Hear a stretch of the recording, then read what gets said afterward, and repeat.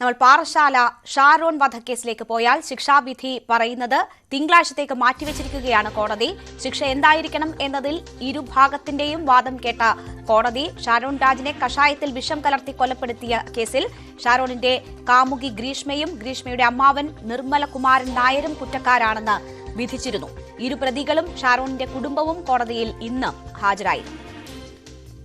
ഒരു മർഡർ നടന്നു എന്നാണ് കോടതി കണ്ടെത്തിയിരിക്കുന്നത്. അത് ഒരു ജസ്റ്റിഫയബിൾ മർഡർ ആയിട്ട് മാത്രമേ കരുതാവൂ. അതുകൊണ്ട് ഒരു കാരണവശാലും ക്യാപിറ്റൽ പണിഷ്മെന്റ് കൊടുക്കരുത് എന്നാണ് പ്രതിഭാഗം വാദിച്ചത്.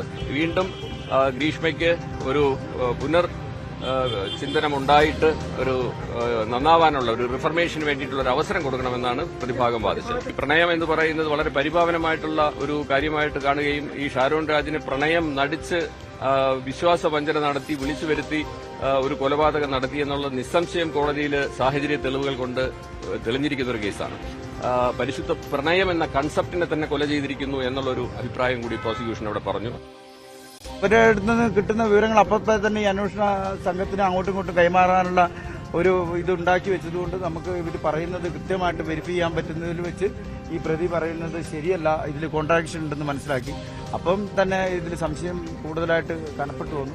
അപ്പോൾ കൂടുതൽ ചോദ്യങ്ങൾ വസ്തുതകൾ വെച്ചും മറ്റ് തെളിവുകൾ വെച്ച് ചോദിച്ചപ്പോൾ അവസാനം പിടിച്ചു നിൽക്കാനാവാതെ എല്ലാ ഉത്തരവും മുട്ടിയ അവസരത്തിലാണ് ഇങ്ങനെ ഒരു കുറ്റകൃത്യം ചെയ്തു എന്ന്, അതും പൂർണ്ണമായിട്ടും പറഞ്ഞില്ല, ചെയ്തു എന്ന് അർത്ഥ രീതിയിൽ സമ്മതിച്ചു. അന്വേഷണവുമായിട്ട് പ്രതി സഹകരിക്കാതിരിക്കാൻ പറ്റില്ലായിരുന്നു എന്ന് പറഞ്ഞിട്ട് ഒന്നും ഒളിച്ചു വെക്കാൻ പറ്റുന്ന രീതിയിലെല്ലാം പഴുതരത്തിലുള്ള അന്വേഷണമായിരുന്നു.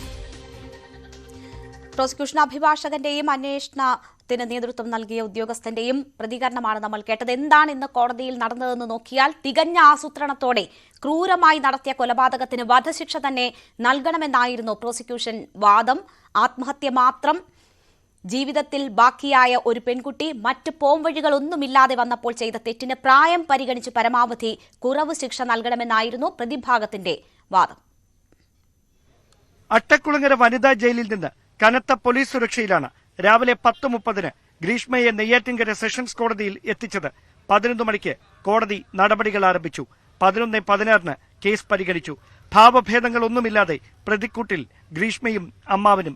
ഷാരോൺ രാജ് വധക്കേസിൽ കൊല ചെയ്യപ്പെട്ടത് സ്നേഹമാണെന്നും നിഷ്കളങ്കനായ യുവാവിനെ സ്നേഹം നടിച്ച് പ്രലോഭിപ്പിച്ച് വീട്ടിൽ വിളിച്ചു വരുത്തി കാപ്പിക്കെന്ന കളനാശിനി കലർന്ന കഷായം അമിത അളവിൽ നൽകി മരണം ഉറപ്പുവരുത്താനുള്ള ആസൂത്രിതമായ നീക്കമാണ് നടന്നതെന്നുമായിരുന്നു പ്രോസിക്യൂഷന്റെ പ്രധാന വാദം. ചെകുത്താന്റെ മനസ്സുള്ള ഒരാൾക്ക് ഇങ്ങനെയൊരു കൊലപാതകം ആസൂത്രണം ചെയ്യാനാകൂ.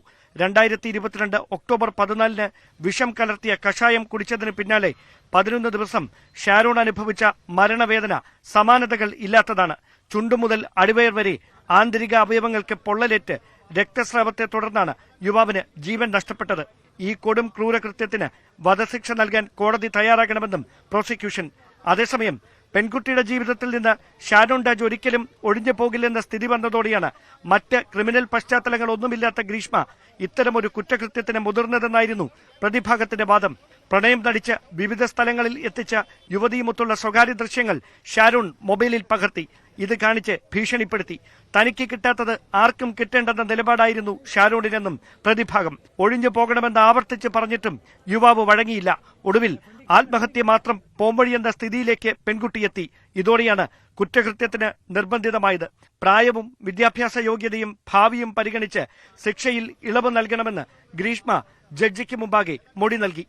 മാധ്യമ വാർത്തകൾ മാത്രം അടിസ്ഥാനമാക്കി കേസിൽ വിധി പറയാനാകില്ലെന്നായിരുന്നു നെയ്യാറ്റിൻകര സെഷൻസ് ജഡ്ജി AM ബഷീറിന്റെ പ്രതികരണം. കേരളം ഉദ്വേഗത്തോടെ കാത്തിരിക്കുന്ന കേസിൽ തിങ്കളാഴ്ച കോടതി ശിക്ഷ വിധിക്കും. ക്യാമറമാൻ സന്തോഷ് കുമാറിനൊപ്പം നെയ്യാറ്റിൻകരയിൽ നിന്ന് ഡാൻ കുര്യൻ, ന്യൂസ് 18.